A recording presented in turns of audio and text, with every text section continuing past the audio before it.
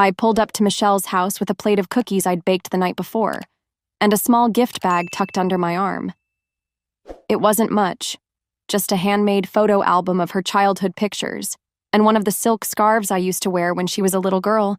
I even ironed my best blouse, the burgundy one she always said made me look classy. As I parked by the curb, I could hear laughter spilling from the open windows. Warm yellow light danced inside the house. It was beautiful. The big wreath on the door, the twinkling garlands, even a golden Merry Christmas sign above the entrance. I smiled. I'd helped pay for all of it. Well, most of it. The custom lights, the marble porch, the front door itself. I'd told myself I wasn't doing it for thanks. I was doing it for Michelle, for my only daughter. I walked up the path slowly, my heart beating faster than I expected. My fingers tightened around the gift bag.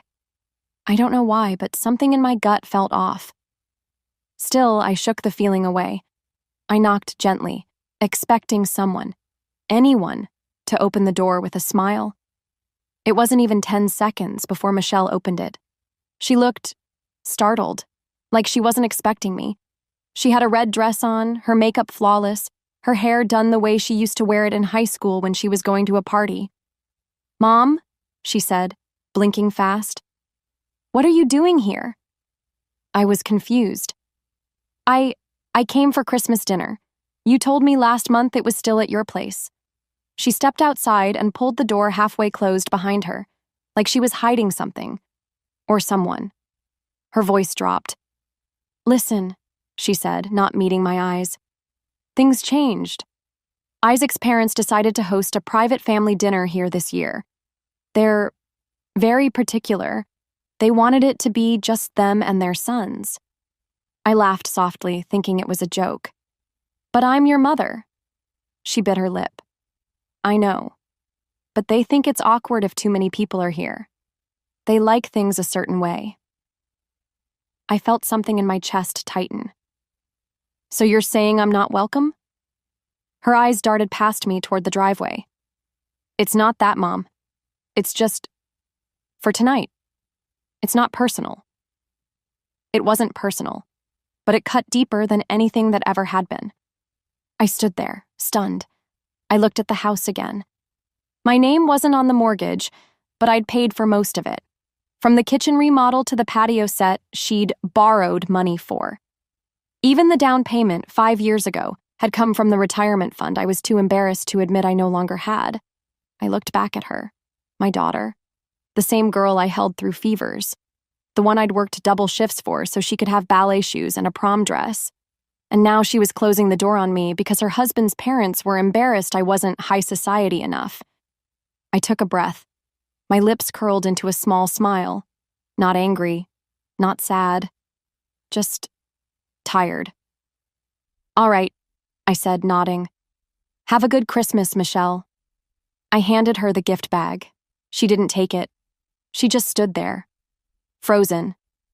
I turned, walked down the steps slowly, and got into my car. The cold leather seat stung the back of my legs. I sat there for a minute, gripping the steering wheel, waiting for the tears to come. But they didn't. Instead, I pulled out of the driveway and started driving home. The roads were quiet. Everyone was where they belonged, around warm tables, laughing, sharing meals. I passed houses lit up with colored bulbs, kids throwing snowballs, a man dragging a sled up a hill. And me? I was driving home alone. When I got home, I took off my coat, poured myself a cup of tea, and sat by the window. The scarf I meant to gift her stayed in the bag on the counter. That night, I didn't cry. I just sat in the quiet, thinking about how you can give everything to someone and still not be enough. The morning after Christmas, I woke up before the sun. I hadn't slept much. My body was still, but my mind never stopped replaying Michelle's face at the door. Tight-lipped, nervous, embarrassed. Like I was a problem she needed to manage. I wrapped myself in a blanket and sat at the kitchen table. The house was quiet, just the humming of the refrigerator and the ticking clock on the wall. I didn't turn on the lights. I just sat in the dim gray of early morning, holding my warm mug, thinking. 5 years. That's how long I'd been sending money every month to help Michelle and Isaac stay afloat. It started when they were newly married, young and struggling like most couples. They wanted to buy a house right away, something respectable before Isaac's parents came visiting from out of state. Michelle called me crying, saying they couldn't qualify for the loan on their own. I didn't hesitate. I broke a CD account early and wired her $40,000 for the down payment. She promised it was temporary. After that came the furniture, then renovations, then unexpected costs every few months. There was always something. The kitchen backsplash Michelle had to have before Evelyn came to visit. The landscaping. The new AC unit when the old one made weird noises. I said yes each time, even when it meant skipping meals some months or pushing back my own dental work. I told myself it was just money, and she was my daughter, but the calls became less frequent. First, they dropped to once a week, then once a month. Eventually, I'd only hear from Michelle when she needed something, and every time I asked if we could see each other, maybe dinner, maybe a weekend visit, she'd say they were so busy or out of town or hosting Isaac's relatives. I told myself it wasn't personal. Young people get overwhelmed. I didn't want to be one of those overbearing moms who clings too tight, so I made excuses for her. I told my friends she was working hard, that Isaac had gotten promoted, that they were traveling a lot for business. The truth was, I didn't know what was going on in her life anymore. Last summer, I tried to surprise her. I baked her favorite coconut cake and drove 3 hours just to drop it off. But when I rang the bell, no one answered. I left the cake on the porch and drove home. No text, no call. Later that week, I saw photos online. She was in Napa Valley with Evelyn and Charles, wine tasting, all smiles and designer dresses. I never said anything. That's what hurt the most. Not the money, not the distance, but how easy it was for her to erase me, to let me fade out of the picture while pretending everything was fine. And I went along with it because I didn't want to believe my own daughter would push me aside for convenience or shame. After Christmas night, the fog finally lifted. I started pulling out old records, receipts, bank transfers, email threads where she promised to repay me as soon as Isaac gets his bonus. I opened folders I hadn't touched in years. Looking at the numbers now, I felt sick. I'd given over $170,000. Quietly, willingly, but always believing I was helping build her future. That morning, I opened my old planner and flipped through the pages. On nearly every month, there was a little note beside her name, sent rent help, Isaac's surgery bill, Michelle called, needs $600. It was all there, a trail of giving. But in all those pages, I couldn't find one moment where she'd just called to say, "I miss you, Mom." The silence had been growing for years. I just hadn't noticed it getting louder. I stood up and walked to the hallway mirror. I looked older than I remembered. Not just tired, but worn. Like someone who had been waiting too long to be seen. I don't know what changed in me that morning, but something did. For the first time in a long time, I didn't feel sad. I felt awake. It was the first week of December when Michelle called. Her voice was sugary sweet, the kind she only used when she wanted something. I hadn't heard from her in weeks, not since I texted on her birthday and got a generic thanks with no follow-up. "Hi, Mom," she chirped. "I hope you've been well. Listen, I wanted to ask you something small." I already knew it wasn't going to be small. She went on to tell me how Isaac's parents were planning to spend Christmas at their house this year. It would be the first time the Montgomerys had agreed to visit them for the holidays instead of hosting at their estate. Michelle said she wanted everything to be perfect. "They're used to a certain standard," she said, chuckling nervously. "You know how Evelyn is. She notices everything." I stayed silent. She continued. "So, we're updating the kitchen flooring before they arrive. The tiles are outdated, and the new ones we love are a little pricey. We also want to change out the dining room lighting. It's kind of dim. I was wondering, would you be able to help us out with the costs? Just a little?" I looked around my own kitchen. The linoleum was peeling in one corner. My microwave made a strange rattling noise every time it ran. I hadn't updated a single thing in 10 years. Still, I asked, "How much do you need?" "Just 5,000, she said quickly, as if saying it fast would make it sound smaller. "But if that's too much, maybe even 3 would help. I mean, you always say you want the house to feel like a home, right?" I didn't say anything for a few seconds. She added, "Of course, I'll pay you back once Isaac's year-end bonus comes through. Should be mid-January." That was a line I'd heard before. "All right," I said finally. "I'll send you 3. "Really? Oh my God, thank you, Mom. You're amazing." The call ended as quickly as it began. No, "How are you doing?" No, "Do you need anything?" Just the ask, the money, and a quick goodbye. I wired the money that afternoon. I don't know what I was hoping for. Gratitude, maybe. A thank you note. An invitation to help hang decorations. Something that made me feel like I was still part of their lives. But instead, 4 days later, I received a thick envelope in the mail. Michelle's annual Christmas card. The envelope was glossy and heavy, like a wedding invitation. I smiled a little. Maybe this was her way of including me. I opened it slowly and unfolded the trifold card. On the front was a professionally photographed picture of Michelle and Isaac standing on their newly renovated porch holding wine glasses. Between them, smiling brightly, stood Evelyn and Charles Montgomery. Inside were more pictures: the kitchen, the dining room chandelier, a perfectly decorated tree, laughter, matching outfits. But I wasn't in any of them. No mention of me. No "Merry Christmas, Mom." No note. Just a printed message that read, "Wishing you warmth, elegance, and the joy of togetherness from the Montgomery family." The Montgomery family. I sat down at the kitchen table, holding the card in both hands, staring at it. I don't remember how long I sat there. I thought about how Michelle used to make cards by hand as a child, how she used glitter glue and crooked stickers. She always made sure to draw a heart beside my name. This card had no heart, just polished smiles and expensive lighting. I set it down and pushed it away. My tea had gone cold. The house felt smaller than usual, and quiet. I wasn't angry. I wasn't even shocked anymore. But something in me shifted that day. A slow, aching pull deep in my chest. Not rage, not resentment.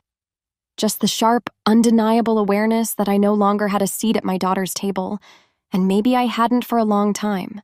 The morning after I received that Christmas card, I sat with it one last time before folding it neatly and placing it in the bottom drawer of my kitchen cabinet. I didn't throw it away. Not yet. But I couldn't stand looking at it anymore. The smiles in those photos weren't meant for me. That day, I made a decision. I would no longer fund my own erasure. I pulled out my laptop, hands trembling only slightly, and opened my banking app.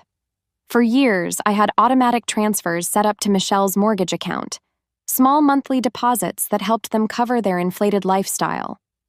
I had told myself it was just temporary, that they'd find their footing soon. But 5 years had passed, and nothing changed. Until now. With a deep breath, I clicked the button and canceled the recurring payments. My heart pounded. It felt like I was cutting an umbilical cord I had kept alive far too long. Next, I opened a dusty filing box from my hall closet. Inside were receipts, printed emails, wire transfer slips, years of financial records I'd kept without knowing why. Now, I knew why. I spread them across my kitchen table, arranging them by date, reading through every message. "Thanks, Mom, you saved us again. We couldn't have done this without you. I'll pay you back after tax season." Promises, gratitude, excuses. They all blended together. Looking at the numbers made my stomach twist. $40,000 for the down payment, $9,200 for kitchen renovations, another $3,000 for Michelle's dental surgery when she said insurance wouldn't cover it. Countless small transfers that added up to tens of thousands, over $170,000. I had done it willingly, out of love, out of guilt, out of hope that it would bring us closer. Now I realized it only pushed us further apart. I called the utility company next. Years ago, when Michelle was pregnant, I'd offered to cover their electric bill for a few months.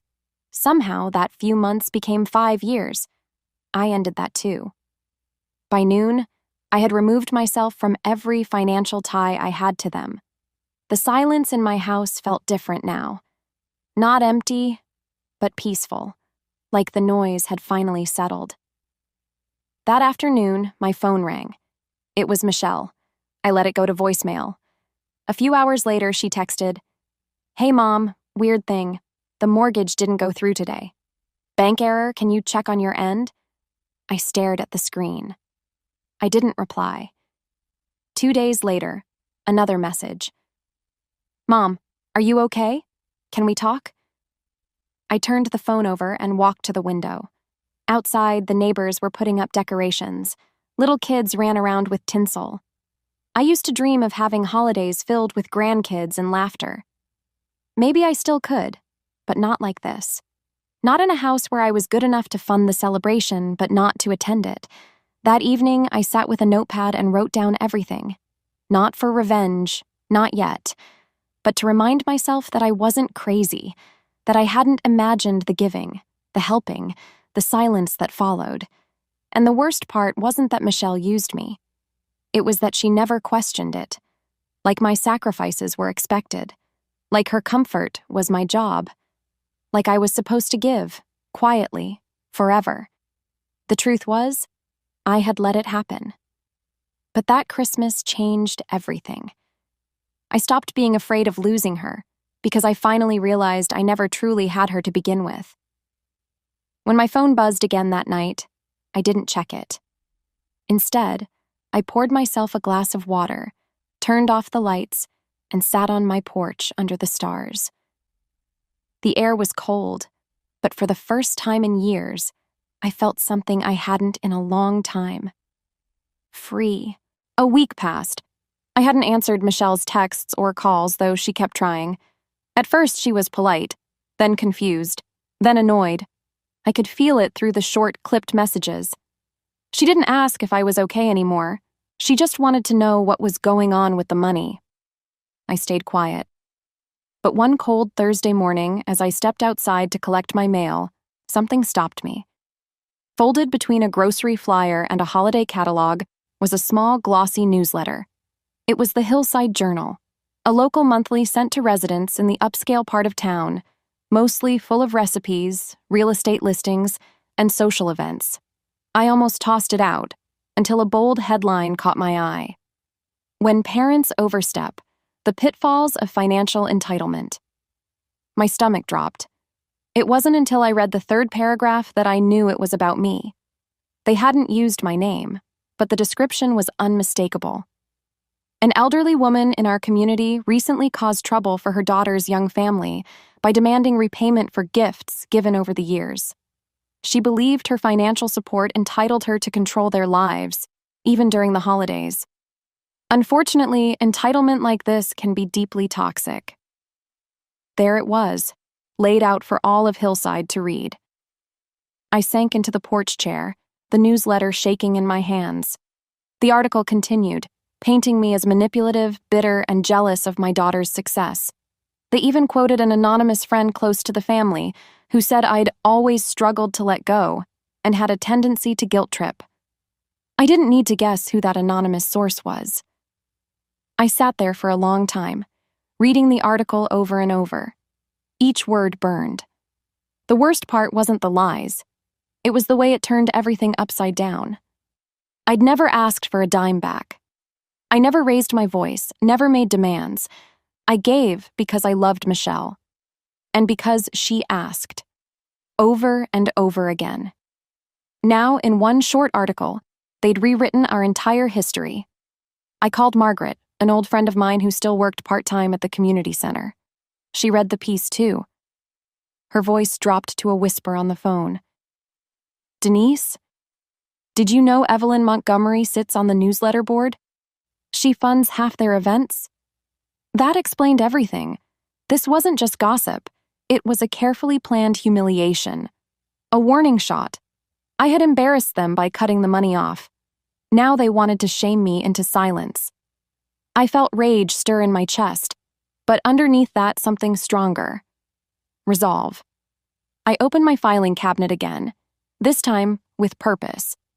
I made copies of everything, bank transfers, messages, even old birthday cards where Michelle wrote, "Thank you for always helping us. I don't know how we'd make it without you." I printed screenshots of texts. I downloaded voicemail backups. I wasn't going to stoop to their level, but I wasn't going to sit back and let them rewrite the truth either. The next day, I walked into a local print shop and had everything organized into a simple black binder. Clear sleeves, dividers, labels by year. I even included a list of dates with short descriptions beside each one. By the time I was done, I had documented 5 years of silent giving. Proof, not just for the world, but for myself, that I wasn't imagining things, that I had been more than generous, that I had been used. I looked at that binder and felt something shift. This wasn't about revenge. It was about reclaiming my name. Later that evening, I placed the binder in my handbag and stared out the window. I knew what I needed to do next, and I knew exactly when to do it. Christmas dinner. Christmas. I hadn't planned to go, not at first, but when I received a kind, unexpected call from Mrs. Halpern, a retired teacher and old family friend who'd known Michelle since childhood, my mind changed. "I heard what they printed about you," she said gently, "and I don't believe a word. In fact, I was invited to their Christmas dinner this year. Evelyn's trying to turn it into some grand charity showcase. Would you like to come as my guest?" I hesitated. I didn't want a scene. But I also couldn't forget the look on Michelle's face when she shut the door on me, or the lies published under the guise of community awareness. So I said yes. I wore my best navy blue coat and tied my hair back the way Michelle used to like when she was little. In my handbag was the black binder, neatly zipped, nothing flashy, just facts. Mrs. Halpern and I arrived early. The house looked like something out of a magazine. Gleaming lights, a glowing fireplace through the window, and valet parking at the curb. I wondered how much of it was paid for with the money I'd sent over the years. Inside, everything smelled of cinnamon and roasted ham. Laughter filled the air. People held wine glasses, complimented the decor, and admired the centerpiece, a tall arrangement of red roses and gold-painted pine cones. Then I saw her, Michelle, standing beside Evelyn, both in red velvet dresses. Isaac was busy shaking hands near the tree. When Michelle spotted me, her smile faltered. "Mom?" I nodded. "Merry Christmas." She looked stunned. "You weren't... How did you..." "I'm here with Mrs. Halpern," I said calmly. She insisted. Michelle glanced at Evelyn, who was already approaching. Her smile was tight. "Denise," Evelyn said with a tone that sounded like she was speaking to a stray cat. "I didn't expect you tonight." "I'm aware," I replied. I looked around at the guests, many of whom were people I'd seen in the Hillside newsletter before. Business owners, retired judges, church board members. The same people who'd likely read the article. "May I say a few words before dinner?" I asked. Evelyn blinked. "Excuse me?" I turned to the guests and spoke loud enough to be heard, but soft enough not to alarm. "I won't take long," I said. "I just want to share a few things. From the heart." A few people quieted. Michelle's mouth opened, then closed. She didn't stop me. I reached into my bag and pulled out the binder. I didn't hold it high or wave it around. I simply placed it on the buffet table, opened it gently, and began. "I've loved my daughter with all my heart," I said. Everything I gave was out of love, not out of expectation. But this Christmas, after being told I wasn't welcome, I realized love isn't just about giving. It's also about being seen. I didn't mention the article. I didn't need to. I flipped to the first page and handed a few people nearby copies I'd prepared. Bank transfers, thank you notes, screenshots of messages. "This is 5 years of support," I continued. "Not because I had extra, but because I believed in my daughter's future. The room was silent. Someone shifted uncomfortably. Evelyn's jaw tightened. Isaac looked like he wanted to melt into the floor. Michelle didn't say a word. "I never asked for recognition," I said, "but I won't stand quietly while my name is dragged through mud to protect appearances." I closed the binder. If helping my daughter makes me overbearing, then so be it. But I know the truth, and I believe others deserve to know it too. I didn't cry. I didn't shout. I simply nodded, turned, and walked toward the front door. Before I left, I looked back one last time. Michelle was still standing there, frozen, as if seeing me clearly for the first time in years. I didn't need applause. I didn't need anyone to follow me. But I left with something I hadn't felt in a long, long time. Pride. I didn't answer my phone for 3 days. After I left their Christmas dinner, I went home, changed into my flannel pajamas, and sat on the couch with a warm blanket and a cup of chamomile tea. The house was still and peaceful. No noise, no judgment, no pretending. I turned off my phone that night. I didn't want to hear excuses or explanations. I didn't want another message from Michelle starting with, "I didn't mean for it to happen this way." I just wanted quiet. After all these years, it was the first time I chose silence for me. When I finally powered it back on, the screen lit up with notifications. 50 missed calls. Mostly from Michelle. A few from Isaac. One from a number I recognized as Evelyn's landline. Even Charles had tried once. Then came the text messages, paragraphs, apologies, voice notes, photos of Michelle crying, sitting on the floor, messages that said things like, "Mom, please call me." I messed up. I never wanted it to go this far. She told me how the guests at dinner were stunned, how some quietly left early, how Mrs. Halpern pulled her aside and said, "Your mother deserved better." How people in the community, those who had read that article, started asking questions.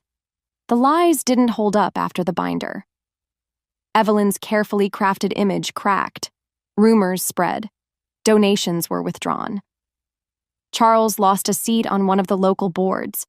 The Montgomery's social standing took a hit that wouldn't be easy to repair. And Michelle? She said she hadn't stopped crying since Christmas night. She admitted she knew what Evelyn was doing. She confessed that she'd kept silent because she was afraid of losing their approval, afraid of rocking the boat, afraid of being seen as too soft. But somewhere in all those voice notes, I heard something I hadn't heard in years. Honesty. I didn't respond right away. I listened. I let her sit in her own silence for a while, because sometimes silence teaches louder than words. On the 4th day, I called her back. She answered on the first ring. Her voice broke as soon as she spoke. "Mom." I didn't rush her. I let her cry. I didn't ask why. I already knew. "I'm so sorry," she said through sobs. "I was wrong. I let them turn me into someone I'm not. I watched them treat you like you were beneath them, and I said nothing. I just let it happen." I listened. I thought if I kept things peaceful, I could keep everyone happy. But in the end, I lost you. And that's the one person I never wanted to lose. Her voice cracked again. "You gave me everything, and I treated you like nothing." I closed my eyes, pressed the phone closer to my ear. "I don't want your money, Mom. I don't want anything. I just want a second chance." I was quiet for a while before I said, "It was never about the money, Michelle." She cried harder. I told her I wasn't ready to jump back into things, but I wasn't shutting the door either. I needed time. I needed proof, not in dollars or flowers or long speeches, but in how she chose to show up going forward. And she said she understood. After we hung up, I sat on the porch again. The sun was just starting to set, casting soft gold across the street. Kids were playing nearby, their laughter floating through the air. For the first time in years, my heart felt lighter. I'd spent so long giving everything I had, hoping someone would see me. It took walking away for them to finally look, I don't know what will happen with Michelle. Some wounds take longer to heal. But I do know this. I found my voice. I stood my ground. And I remembered who I was before I became someone's silent support system. And that was the real gift this Christmas.